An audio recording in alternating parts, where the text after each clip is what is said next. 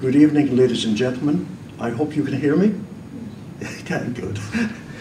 You know, coming up on the train from Cork today, I thought to myself, you must be mad. Because in 4 weeks' time, I'm going to celebrate my 83rd birthday. And on top of that, I have a few very serious health problems. And then I thought of the incident in the Mercy Hospital in Cork in January of last year, where I was recovering from being within hours of death from major blood clots in both of my lungs. And one of the medical staff came by my bedside and she said to me, "Martin, somebody up there must love you." And I immediately replied without thinking, "Yes," I said, "God must have some task for me to do." And I left it at that, forgot all about it. And the months went by, and I suddenly realized this aggressive secularism was creeping over Europe, UK, and into Ireland. And I decided, right, I'm going to speak about God. And a little while went by, and then I thought, yes, the topic will be God. Does he exist? Is he a myth, or does he really exist? And that was the title of the talk I gave in Cork last October, God, Myth or Reality. And here we are in Dublin tonight, and I must thank Michael for agreeing to come along. I know he's a busy man, and I'm very privileged to be here with him, as we say, on the same platform tonight. Thank you very much, Michael. And we do have a lot in common, you know. We're both soccer supporters. He supports Leeds United and Bohemians. I support Celtic, Arsenal, and Sligo Rovers. And as Michael said on the phone the other night to me when we were speaking, he says, "You have chosen the better teams." Anyway, his team won at the weekend, one of them, Leeds United. Alistair Campbell, the press secretary of former Prime Minister of England, UK, Tony Blair, once said famously in reply to a reporter's question, "We don't do God." Well, tonight, ladies and gentlemen, we are going to do God. Now, you probably are all aware that there's been increasing tendency to attack Christianity over the recent years. And this is growing and growing all the time, which makes it doubly important that somebody, humble as myself, stands up and says, "Stop, there is a God." But the intensity of the attack it's a collective one, not individuals. There's a collectivism about the attack on religion in general and on Christianity in particular. And if we take the words of a scientist, Richard Lewontin, he's a geneticist at Harvard University. And if you allow me, I'll quote his words. He says here, "Materialistic ideology has such a powerful hold on science that our willingness to accept scientific claims against common sense is the key to understanding the real struggle between science and the supernatural. Because we have a prior commitment to materialism. Moreover, that materialism is absolute, for we cannot allow God's foot in the door." Now, it's very hard to deal with people like that who will not listen to reason because they have a preconceived agenda. And the more you look into materialist, atheistic scientists, you come across things like the explanation for life on Earth, water. Water, for example, we are told, came from a planet 150 million light years away from Earth and was landed on Earth by spaceships. Now, you may think that's crazy, but at the moment, there's an exploratory rocket being assembled to go up into the atmosphere where there is an asteroid, yes, circling around, and they want to land a probe on this asteroid to look for water, because they think that asteroids in their hundreds of thousands crashed into the Earth and brought water to the Earth. That's just one thought. Professor Francis Crick, who was one of the discoverers of DNA, he comes up with another bright idea called panspermia. Now, panspermia means that billions of years ago, a highly developed civilization sent unmanned spacecraft to Earth. And from this spacecraft were deposited seeds. And these seeds grew in the ocean, and one day one of them clambered onto the beach out of Dollymount, for example, and from that little panting animal, shall we call it, came everything on Earth. That's Francis Crick. Now, a man of his intelligence should know better, know much better. That is irrational. Another eminent scientist called Victor Stenger proclaims that the law of physics came from nowhere or from no one.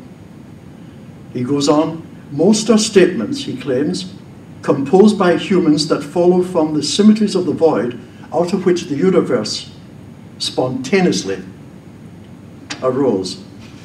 Now, Mr. Stenger obviously never heard the words of the song from The Sound of Music. Nothing comes from nothing, nothing ever could. But then Richard Feynman, who won a Nobel Prize for quantum electrodynamics, said, why nature is mathematical is a mystery. The fact that there are rules at all is a miracle. And in the words of theoretical physicist Freeman Bison, in fact, science is not a collection of truths. It is a continuing exploration of mysteries. Now, I'm dealing with this at the moment because I want to lay the foundation of why it's so important that we establish the fact that God exists. John Buckin, when he was Governor General of Canada, 1939, he was also the author of 90-odd books, one of which was the much-loved 39 Steps, exactly. You know it. And John wrote in his memoir, delightful memoir, which I donated to the Caledonian Club in London, I am now convinced, he said, that the welfare of mankind does not now depend on the state and the world of politics. The real battle is being waged in the world of thought, where a deadly attack is being made with great tenacity of purpose and over a wide field upon the greatest treasure of mankind, God and the gospel of Christ. It is worth noting that Buckin wrote these words as far back as 1939, and what changes we've seen since then. Evelyn Waugh, the great novelist, Brideshead Revisited, so on and so forth, he wrote a few years later the Daily Express.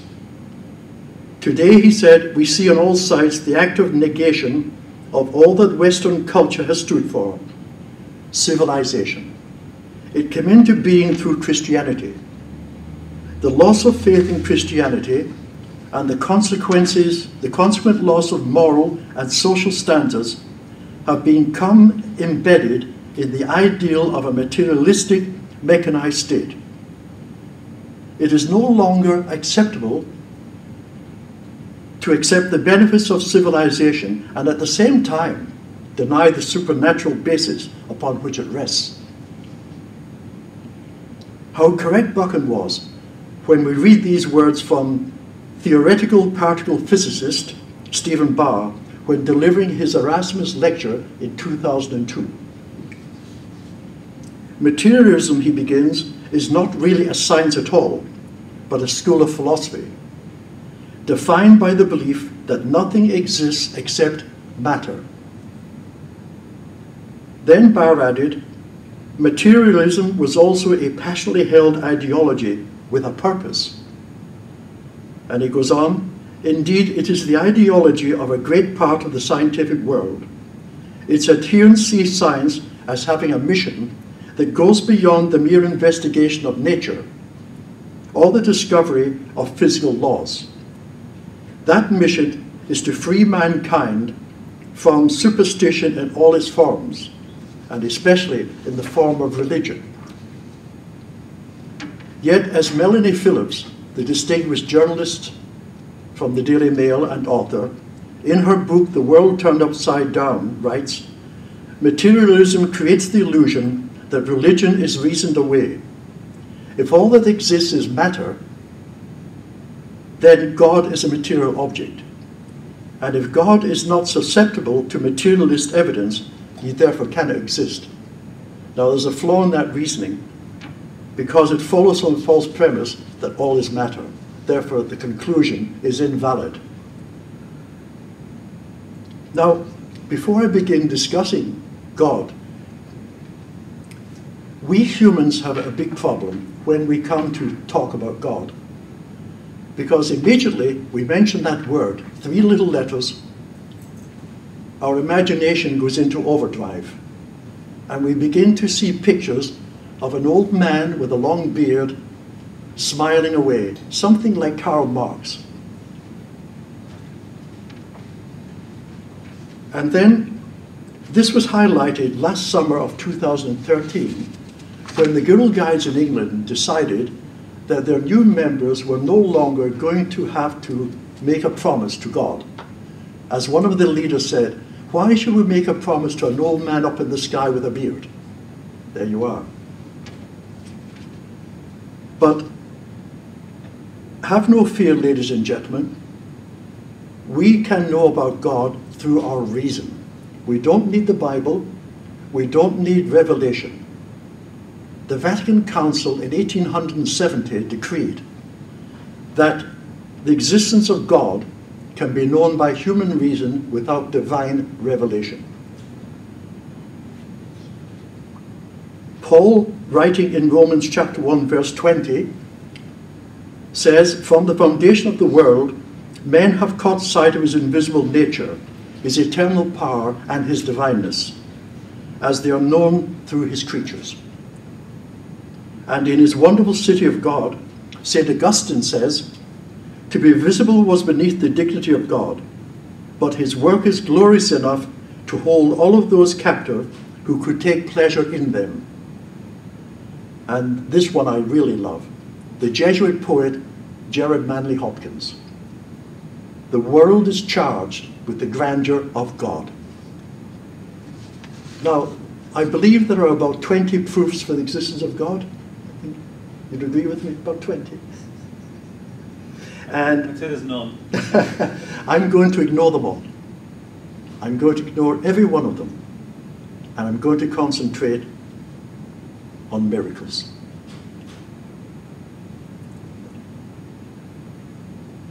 In the Christian faith, we call the divine being God. Judaism calls him Yahweh, and Islam calls him Allah. But it's the same person, same being, just 3 different words. And then I want you to consider this one word, which is vitally important. I think I've left my book behind me. I need it. Sorry, excuse me. The word in question is atheistas. Atheistas. Atheistas means a divine being that exists by his own very nature.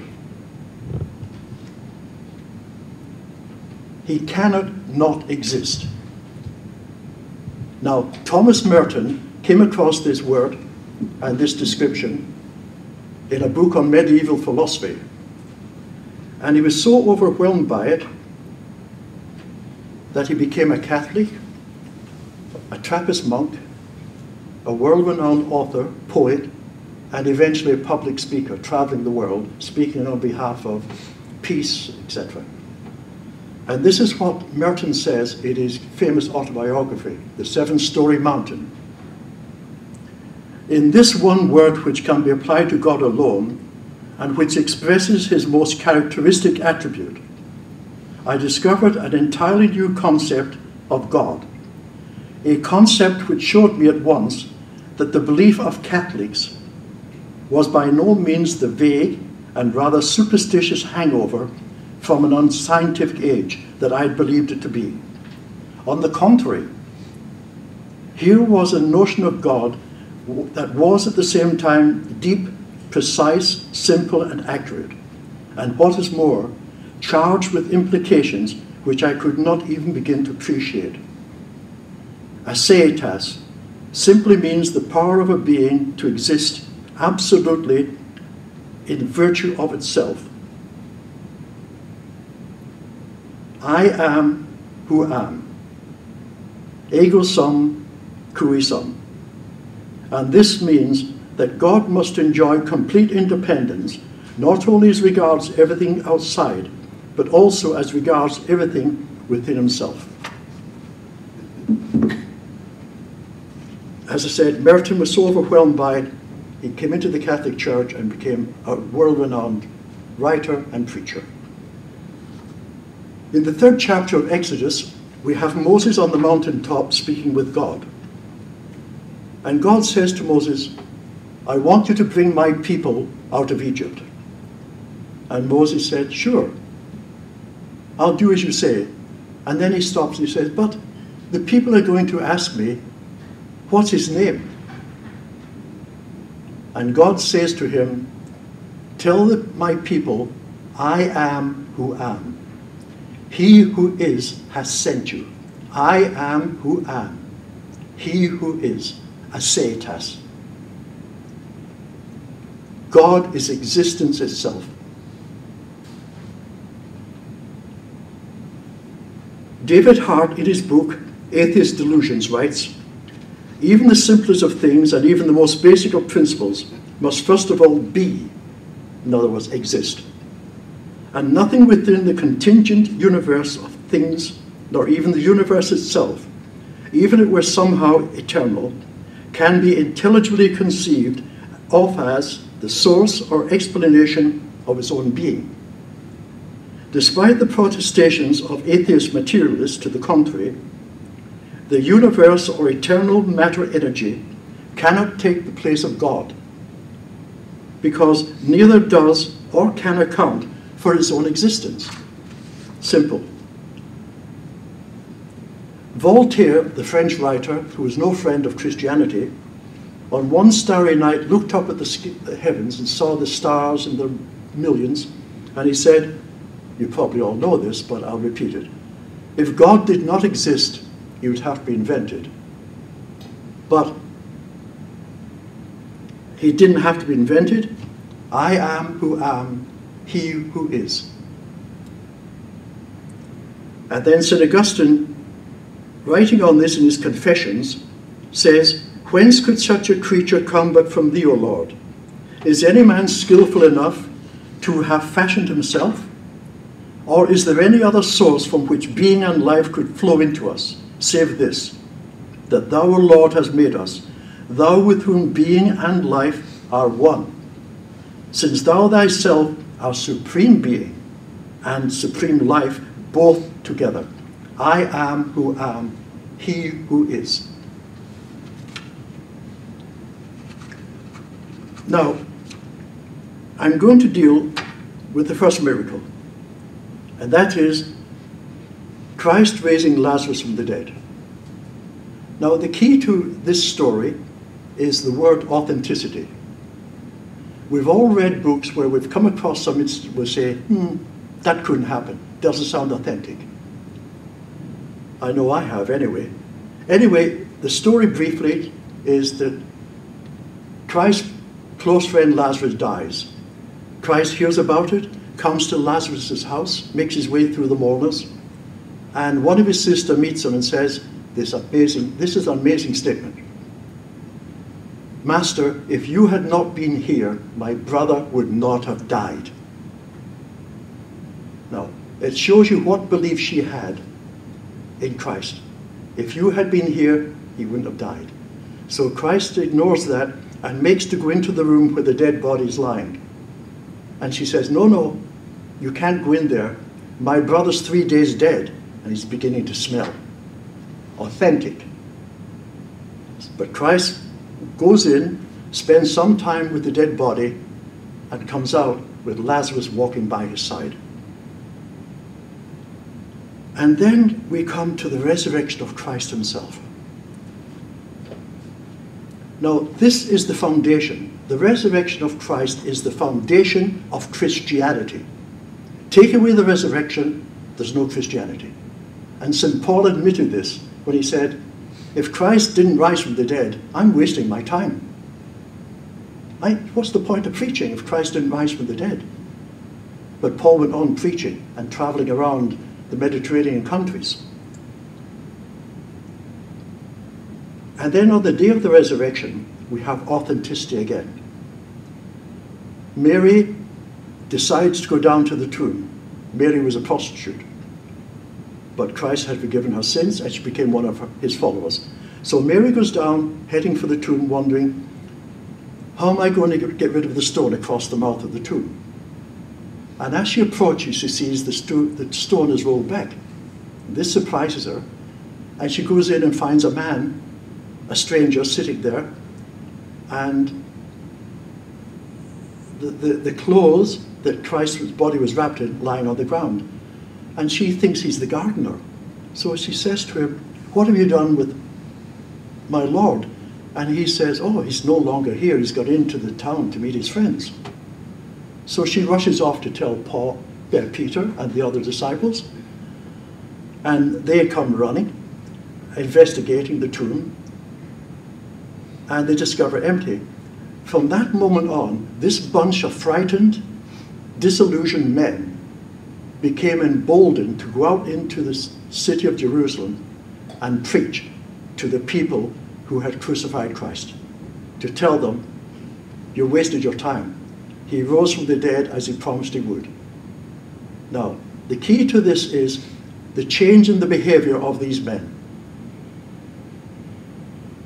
From being frightened, disillusioned, they suddenly were emboldened to take on the whole hierarchy of the temple authorities.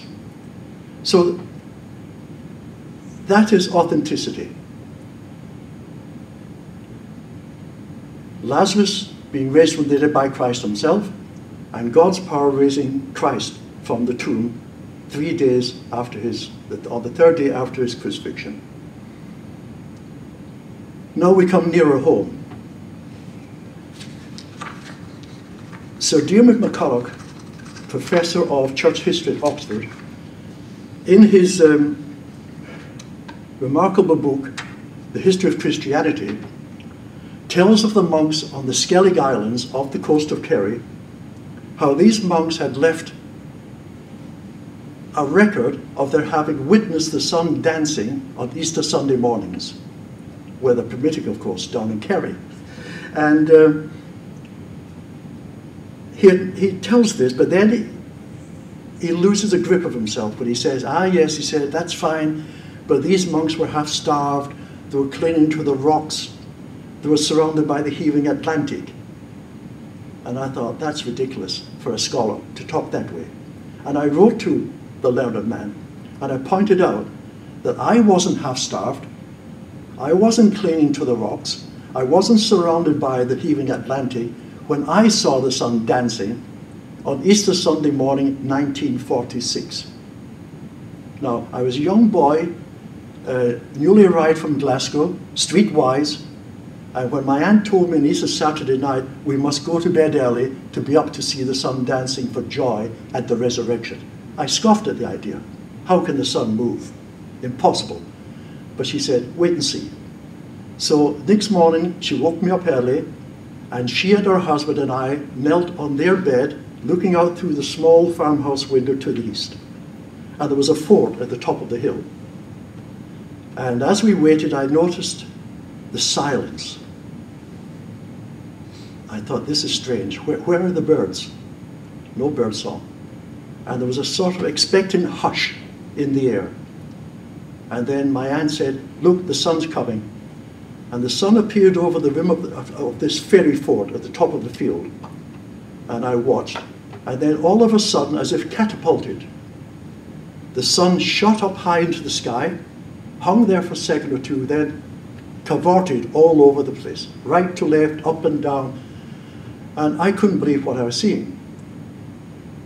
And then it went up to the top of one of his crazy runs, hung there for a few seconds, and then came hurtling towards the earth. I grabbed my aunt's arm in terror. I thought we were finished. And as it approached the earth above the fort, it suddenly decelerated and gradually slowed down until it came to a stop where the whole panorama had started. And my aunt turned to me and she said, "See, I told you so." And when I climbed back into bed, I was falling asleep, I heard the glorious singing of dozens of birds. Now, on a bus journey through Cork last year, I was in conversation with an elderly lady. And on an impulse, I said to her, "Have you ever heard of the sun dancing?" "Oh," she said, "yes, often. My relatives on the farm often speak about it." I said, "Thank you." And then we come finally to Fatima, the sun again. Now, Dawkins deals with Fatima in his book. What's it called? What's Dawkins' famous book? God Delusion. God Delusion. Dawkins deals with Fatima. 70,000 people waiting in the pouring rain all night for this miracle that was promised them as a witness that the Blessed Lady had been appearing to these three little children. They were soaked to the skin, the ground was a quagmire, and the three children arrived and they were looking up to where the vision was of the Virgin Mary. And the clouds parted, the sun appeared, and the people were glad at last. But then the children asked, "Where's the miracle?" And the lady pointed up to the sun. And at that moment, the sun started hurtling towards the earth. The people, despite the conditions underfoot, threw themselves down in terror. And as they lay there waiting for their end, they suddenly realized the sun wasn't coming any nearer. And they looked up, and the sun was gradually going back to where it had been originally. So they stood up, and to their surprise, their clothes were bone dry and warm. The quagmire had turned into clay, so near had the sun come to earth. Dawkins dismisses this by saying, "I would rather believe that 70,000 people conspired to lie or were deluded, or that 70,000 people had their eyesight affected by looking at the sun, rather than to believe that the sun moved from its position on earth." Now, he's going against the famous Scottish philosopher David Hume, who admits, I'll try and find his exact words before I finish up.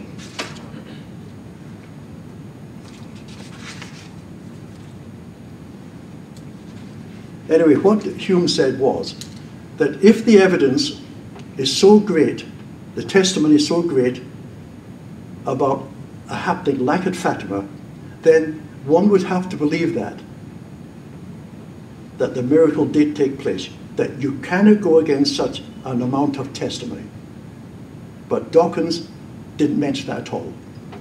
Passed it by. I'll pass over a few pages because I'm getting a signal from my daughter down there to wind up.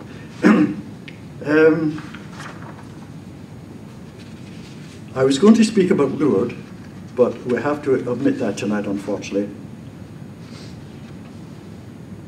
Why do people become atheists? Only they know that. But I've always believed that it was a matter of will, not intellect. And Bishop Fulton Sheen, the famous American author and television personality, he says, the modern atheist does not disbelieve because of his intellect, but because of his will. It is not knowledge that makes him an atheist. The denial of God springs from a man's desire not to have God. The modern atheist is always angered when he hears anything said about God or religion. Now, he would be incapable of such resentment if God were only a myth. The atheist knows in his heart that God exists, but wishes that he didn't. And finally, ladies and gentlemen,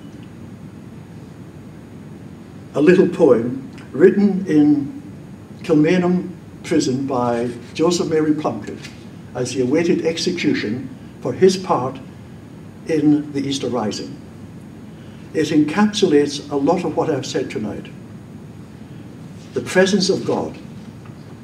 I see his blood upon the rose, and in the stars the glory of his eyes.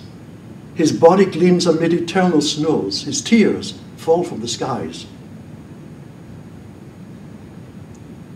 I see his face in every flower, the thunder and the singing of the birds are but his voice, and craven by his power, rocks are his written words.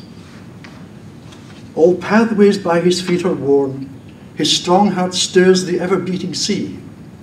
His crown of thorns is every thorn, his cross is every tree. Thank you very much, ladies and gentlemen. You've been a great audience. God bless. Thank you very much.